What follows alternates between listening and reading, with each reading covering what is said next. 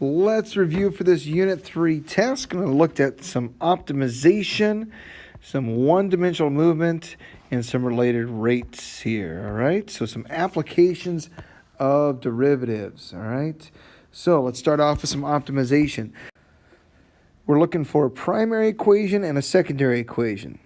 So here we go. Let's check this out. We got a farmer wants to fence in a rectangular pen. That's kind of important there. So it's against the building. We've got 100 feet of fencing. That sounds like perimeter. On 3 sides of the pen, find the dimensions that will give us a maximum area. A maximum area, that's the key right there. That's our equation that we're going to want to maximize. Area. A drawing can be very helpful here.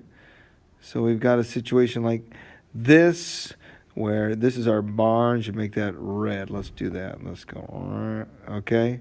So there's our barn, kind of skinny, huh? All right, and then we've got a length and a width. Maybe we'll call this L and W. All right, and we know that the area is length times width. And that's what we're going to want to optimize there. Okay, we have another thing we know. We've got 100 feet of fencing, so we've got 2 W's, and 1 L has to be 100. So we can solve that for L, and so we know L is 100 minus 2W. And now we can do a little substitution, and that gives us A is 100 minus 2W times W. So we just substituted all of this, and for L we got this, and that's nice. Now we're looking at a quadratic. Okay, so solving this quadratic, we've got well, let's see, we've got 100W equals 2W squared. All right, cool. Well, now we've got A, and we can find the derivative. All right, so a lot going on here. Let me see if I can clean this up a little bit. Well, we have A equals 100W minus 2W squared. So A prime equals 100 minus 4W. And if we set this equal to 0, we can see that W is 25. And plugging this back into our formula here for L, we see that L is 100 minus 2 times 25, which is 50. And these are feet. Okay? So there's our solution there. Found our maximum, all right? Okay, finding the closest distance to a point. We're going to use the distance formula here. And so we've got 2 points on a graph, and we've got some parabola here. What is the equation? X plus 2 squared. So that's something over here. And we've got a point at 3, 5 somewhere over here. And we've got a point XY. And we want to figure out what the shortest distance is. What XY, I should say, has the shortest distance from 3, 5. Okay? So we know this. We know the distance formula. Distance is the square root of x minus 3 or 3 minus x, doesn't matter, plus y minus 5 squared. Just comes from the Pythagorean theorem, right? We want to minimize this distance. So we're going to need a derivative here, okay? In order to use a derivative, we're going to have to first have an equation with only one variable, so we can substitute for that y.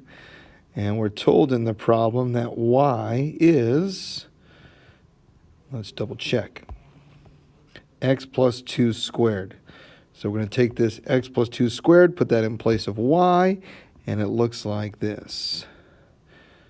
Okay? That's all under the square root.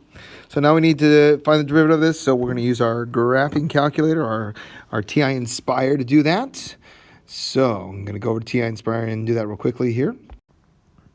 So I went and found the derivative, and I got a couple screenshots for you here. All right, so kind of walk through the process here a bit. So on our TI Inspire, on our CAS calculator, we want to find this derivative. So we're going to take the derivative of this radical. We get this big old ugly thing over here. And that's our derivative. We want to find out when that's 0. All right, so let's say we want to know when d prime is equal to 0. And that is when, when was it? Let's find out. We got these 3 numbers here. We had x is negative 3.753 or negative 2.60 or 0.358. So those are the minimums or the maximums there. All right. They're the critical numbers. And so we don't know which one's which. So x equals negative 3.753 or negative 2.605. Watch the rounding there. And 0.358. So 3 places where it equals 0. All right. And so then we're going to find out, well, which one's a minimum? So when is this function a minimum? Okay, so when is the original function a minimum? So to do that, we could go plug each of those in, and that takes a little bit of work, as we've seen. Or we can plug this into the graph. So go to graph, and we find on the graph, well, there's 3 extrema. There's a minimum here, there's a max, and there's a min. Well, those numbers correspond to, this guy right here would be negative 3.753. This one right here should be at negative 2.6505. And this guy right here is at 0.358.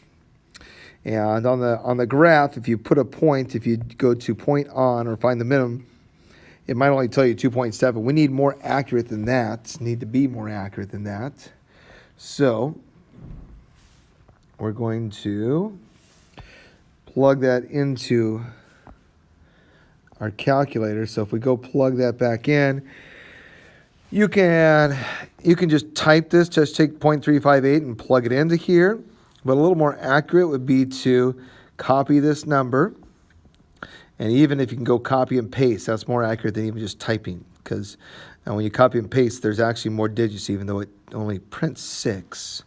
And if you use this as the store function, on the iPad version of TI Inspire, you have to hold the var button to get that. And then, all right, so that puts that in memory. And then if you copy this and paste it in there, this evaluates the function when x is 0.358011. And so we could have just typed 0.358011 in there, but this is an option. Okay, use one that makes sense. We get 2.7001 when we round, 2.7001. All right, so the minimum is at, let's tuck this away. So we find out that there is a minimum at x equals 0.358. And when that is, x is 0.358, the distance is, what did we say again there? We said 2.7001. All right, 2.7001. And I think that's what the original one asked for. The original question, that is. Okay? All right. So the directions said find the point that is the closest. So I guess I actually didn't ask for the distance. It asked for the point. So we got to go find the y value there, huh? So when you go plug in this x value into our function, y equals x plus 2 squared. So go plug it in there. In other words, we have 2.358 squared. We get a y value of 5.7. Make that 5.560. So that's the point. Okay, so that's the coordinates of the point. All right, we found it. Got it. Those are the coordinates of the point that are closest. Okay, the distance happens to be 2.7001, but we weren't asked that. All right, cruising along here, all right? So those are the steps on the calculator. I won't go through those in the next ones here quite as detailed. So a rectangular prism now has a base that has a length that is twice the width, all right? So if the surface area of the box is 200 inches, that's going to be important. Find the dimensions that would maximize the volume. So we know that volume needs to be maximized, and so we've got volume of a rectangular prism.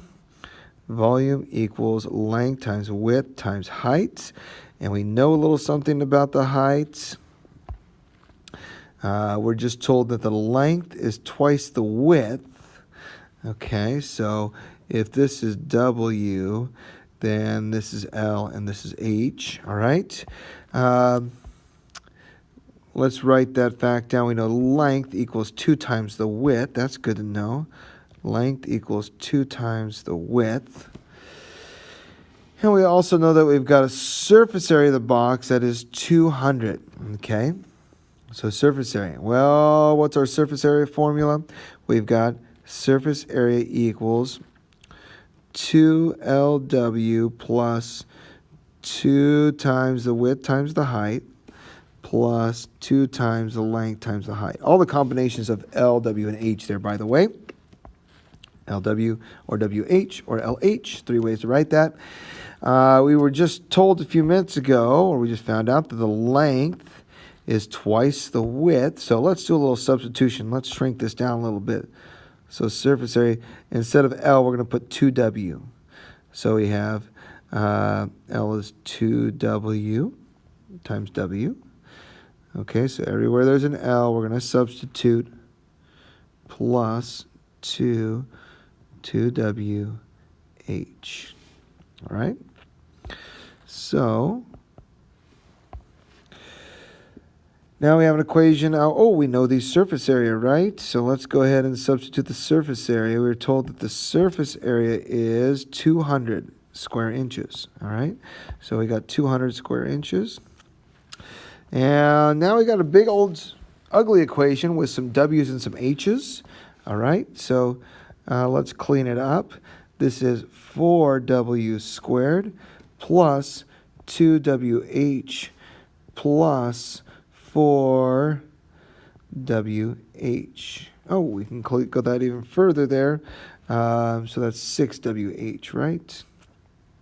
Okay. So 6WH. All right.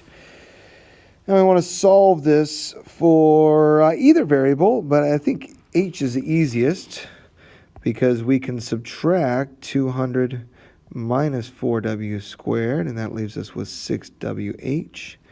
And let's divide by 6W on both sides, and that's going to give us H equals 200 minus 4W squared all over 6W. And that's good enough. Suppose we could divide by 2 there to clean it all up, but that'll do. Okay. So now, I guess get rid of that box there. It's not an answer, but it's important. So we got H in terms of W. We got L in terms of W. Let's see. So I'll highlight these important ones. So we got L in terms of W. That's nice. And we've got H in terms of W. So we have everything in terms of W, so we can go do some substitution to our volume formula, and that will give us what we need. So volume, we know volume equals length times width times height, but the length is 2 times the width. So there's L times W times the height, and the height we just found out a moment ago is this thing here, 200 minus 4w squared all over 6w. Whew. That's crazy. So 200 minus 4w squared all over 6w. 200 minus 4w squared all over 600. All right? So there's our equation. So we need to find v prime. All right? We could simplify this, and it might not be that hard. Let's go ahead and simplify by hand. Sometimes it's easier to do this by hand because you'll make less mistakes on the calculator. So if you got a simple step, this is 2w squared, right? And that's going to get distributed here. So 2w squared times 200 would be 400w squared. And then 2w squared times 4w is going to be 8w to the fourth, all over 600. All right? So, well, you know what? Let's go ahead and we can go to our calculator, but I think this one's just about as easy to do without. So simplifying this, let's divide 600 to both of these terms, all right? So dividing 600 to both of these terms, we have 400 over 600, which would be 4/6 w squared minus 8 over 600, and obviously I could have gone farther there, but 8 over 600, 8 goes into 600 75 times. That should be right, okay? Because every 4 times 75 is 300. Okay, so there we have it. So v prime is going to be, well, this is going to be 4/3 w minus 4/75. I did a little simplifying there with that fraction, by the way. W cubed, okay? So, all right, well, we need to go to our calculator now. So, here's what we got. Plug that into TI Inspire, and I went ahead and took the derivative just because. And I used W here, all right? You can use an X if you want, but W reminds us it's width, and this is equivalent to what we got just a moment ago, all right? I'll let you think about that. And then, so if we set this equal to 0, or we're really finding the zeros, all right? I use zeros instead of solve. You can use solve or zeros. But if you want to use zeros, comma W, got to tell you what variable we're using. We get these. These are the numbers that make it 0. Now, these are critical numbers. They're max or mins, but these are widths. So since this has a context, we don't need to think too much about it. -5 doesn't make any sense for width. 0 doesn't make any sense for width. So when we set this equal to 0, we're going to get W equals 5. Really, we got -5, 0, and 5, but we want to get rid of these guys. Those don't make any sense. So the width equals 5. That's what we're going for there, okay? And so, tuck this guy away there. Okay. The question asks us for the dimensions, and so we end up with a width of 5, and so we can go plug that in. We've got length is 2 times the width, so that means length is 10. And by the way, these are inches. And this is inches.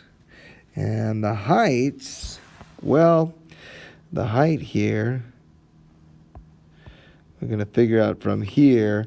And so that's 200 minus, and let's work it out here.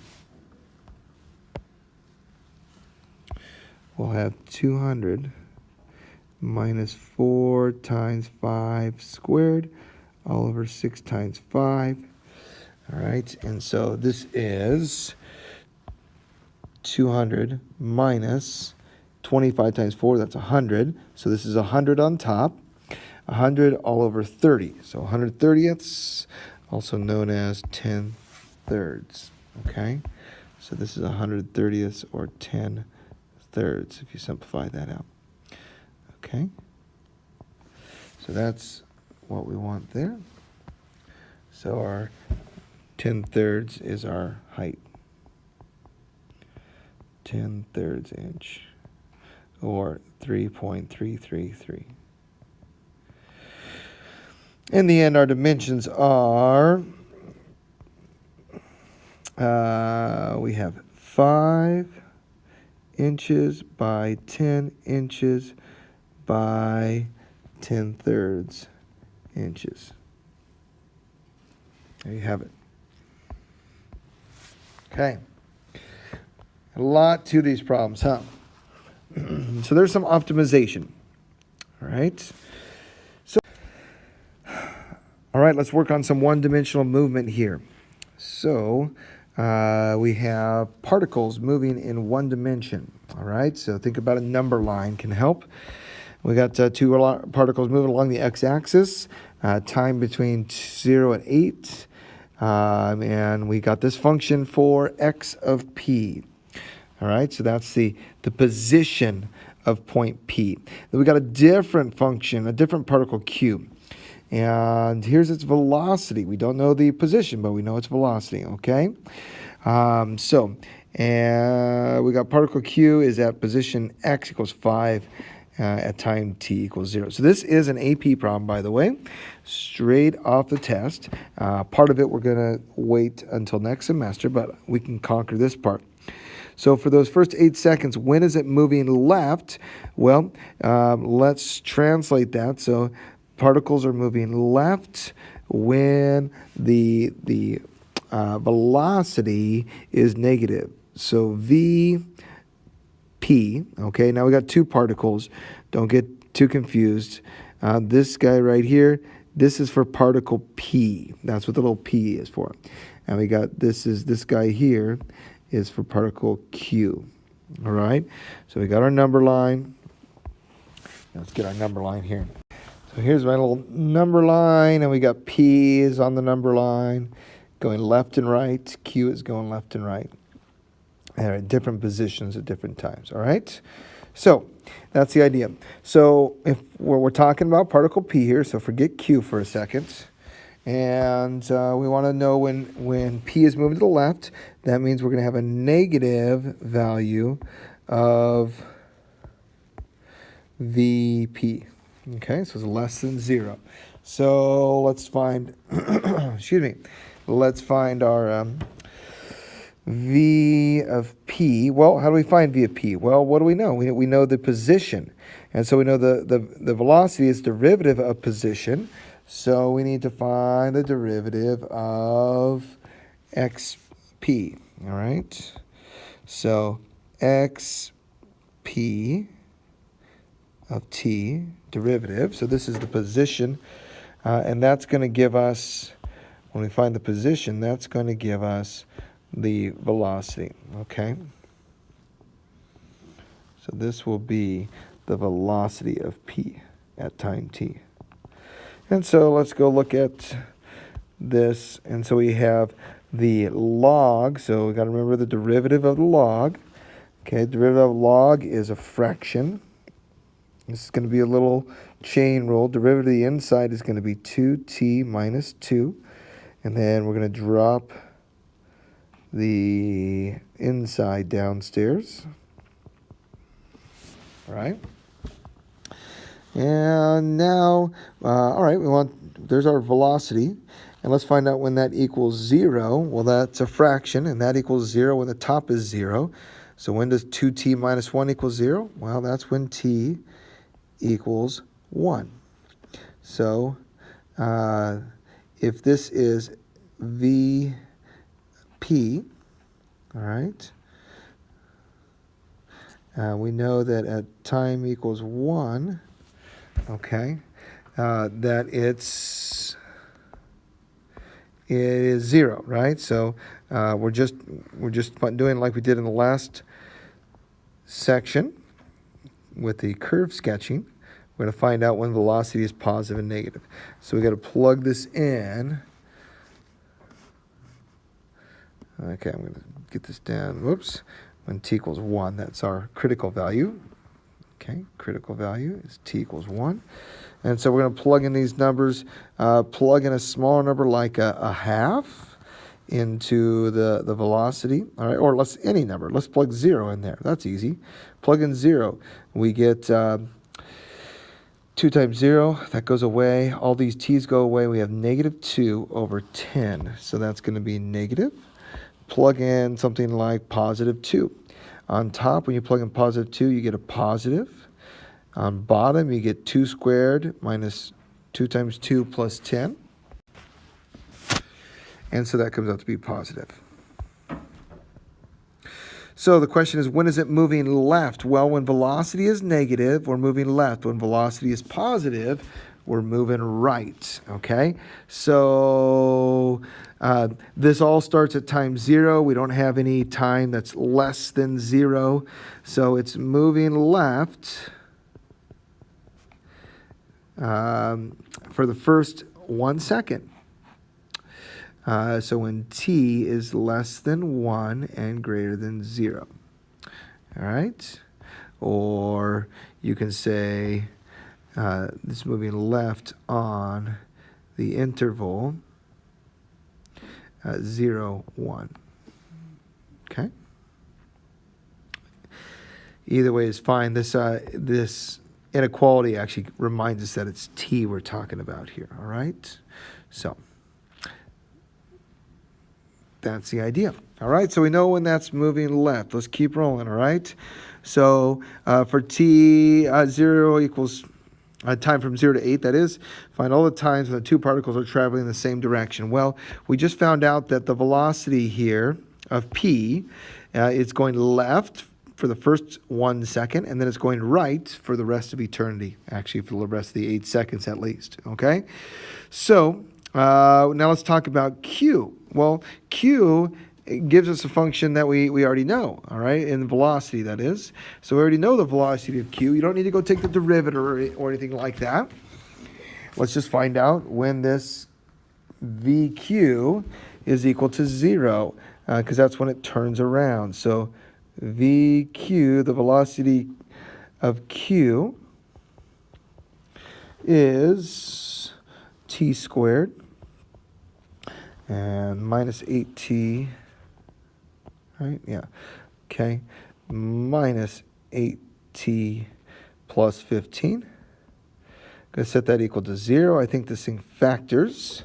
So this factors into x minus 5, x minus 3 equals 0. And so actually that's a t, right? All right, so we have 2 zeros, 2 critical values. So that's when t equals 5 and 3. So at 3 and 5, those are our critical values. So let's substitute for v, all right? Plug in some points like 0. 0 makes it easy. When you plug in 0 to v, vq that is, we get 15. 0 squared minus 8 times 0 plus 15, that is positive 15. Plug in 4. Plug in 4 here. I got a feeling this is going to be negative. 4 squared is 16. 8 times 4 is 32. 16 minus 32 is negative 16. Plus 15 is negative 1. 4 gives us a negative, and that means everything in between is going to give us a negative. Plug in something like 10. If you plug in 10 here, 10 squared is 100, minus 80, 8 times 10, plus 15. That's going to be a positive number, all right? So what does that mean? Well, that means this. That means that velocity of q is what we're talking about here. So we have q. Oh, look at that. They're connected. So the velocity of q, which tells us the direction. Q is moving right for the first 3 seconds. And then between 3 and 5 seconds, it's moving to the left. And then after 5 seconds, it starts moving to the right again. P was... Well, who knows where P is to start? I don't think we know. Actually, we kind of do, but that's okay. Somewhere over here. So P was going left for the first 1 second, then right after 1 second. So P was going left for a second, and then at the 1 second mark, it turns right, and it's always going right for the rest of this event. Okay? So, well, where are they moving? Well, after 1 second, this guy's moving right. And then, so from 1 second to 3 seconds, they'll both be moving right. So, let's see. I think that's going to be part of our solution from 1 second to 3 seconds. But then also, this guy continues moving positive, moving right. This guy after 5 seconds to 8 seconds, because this all ends at 8 seconds, they'll both be going right. Maybe put a union in between there if you want, not totally necessary. All right, so those are the intervals. So it's moving right on these times. Okay, last but not least, the acceleration of particle Q at time t. Okay, so find the acceleration. Well, we know that acceleration is the derivative of velocity. Okay, so let's go find the derivative of the velocity here. So, the velocity of Q, we want to find the derivative of that, okay? And because the acceleration of Q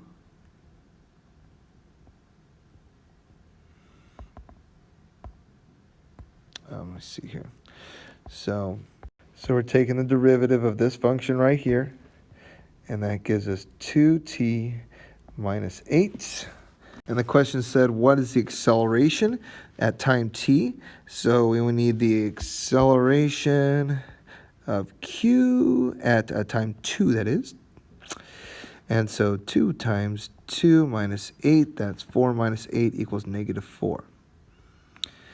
All right, and so that means it's accelerating to the left, all right? And this so we could say it this way. It's accelerating left. Now, if we want to look for the velocity, if we look at the velocity of q at 2 seconds, and we plug that in there, and to our velocity function, that is this guy right here, the velocity of q, that would be 2 squared minus 8 times 2 plus 15. That's 4 minus 16 plus 15, and that is 3. So at 2 seconds, this means we're moving right. And so it's moving right, but it's being slowed down. Okay, it's being pulled to the left. So it's being accelerated to the left, even though it's moving right. And so the question is that speed increasing, decreasing, or neither at time t equals 2? Well, because acceleration is negative and velocity is positive, those are opposites, and so the answer is it is slowing down. Okay? So the point is slowing down at time t equals 2. So we are slowing down because v of 2 is greater than 0 and a of 2 is less than 0. So they're fighting against each other, so we're slowing down. That's the answer to the second part of the question there. All right, so there we have a good summary on one-dimensional movement. The key here to remember for one-dimensional movement is to remember that the acceleration of time is the derivative of the velocity, and velocity is the derivative of position. So whatever, usually we use S for position. Okay. So that's the key. That's the key connection there. All right. So we're going to we're going to move on to some related rates here. Okay. But I'm going to break this video up and save this here, and then we'll get some related rates in the next video.